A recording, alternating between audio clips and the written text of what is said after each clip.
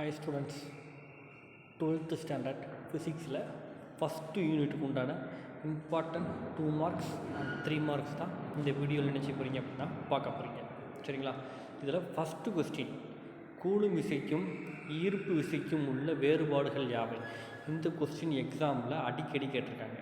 சரிங்களா? அடுத்ததான் 4வது கொஸ்டின், மின் இருமுனையின் திருப்புத்திறன் வரையறை. இதுவும் எக்ஸாமில் அடிக்கடி கேட்டிருக்காங்க. அடுத்ததாக 6வது கேள்வி, 7வது கேள்வி.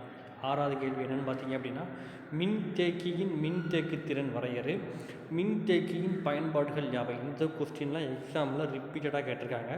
அடுத்ததாக நம்ம பார்க்க போகிறது 3 மார்க் கொஸ்டின். ஃபஸ்ட் யூனிட்டில் 3 mark question, important 3 mark question பார்த்தீங்க அப்படின்னா உங்களுக்கு 5 கொஸ்டின் தான். இந்த 5 கொஸ்டினை படித்தாலே ஃபஸ்ட் யூனிட்லேருந்து வரக்கூடிய 3 மார்க் கொஸ்டின்ஸை நம்ம என்ன செஞ்சிடலாம் அப்படின்னா அட்டன் பண்ணிடலாம். அதுலேயும் இது எது ரொம்ப ரொம்ப இம்பார்ட்டன்ட் கொஸ்டின் பார்த்தீங்க அப்படின்னா ஃபஸ்ட்டு கொஸ்டின், அடுத்ததான் 4, 5 ரொம்ப ரொம்ப இம்பார்ட்டன்ட் கொஸ்டின். அடுத்ததாக 5 மார்க்னு பார்த்தீங்க அப்படின்னா நமக்கு ஃபஸ்ட்டு யூனிட்டில் 5 மார்க் ரொம்ப ரொம்ப ரொம்ப இம்பார்ட்டன்ட் 5 மார்க். சரிங்களா? அதில் இந்த வாண்டிகிராஃப் கொஸ்டின் செகண்ட் கொஸ்டின் இருக்குது பாருங்கள், அதை பப்ளிக் எக்ஸாமில் அடிக்கடி கேட்டிருக்காங்க. ஸோ அந்த கொஸ்டின் தரவாக படிச்சுக்கோங்க.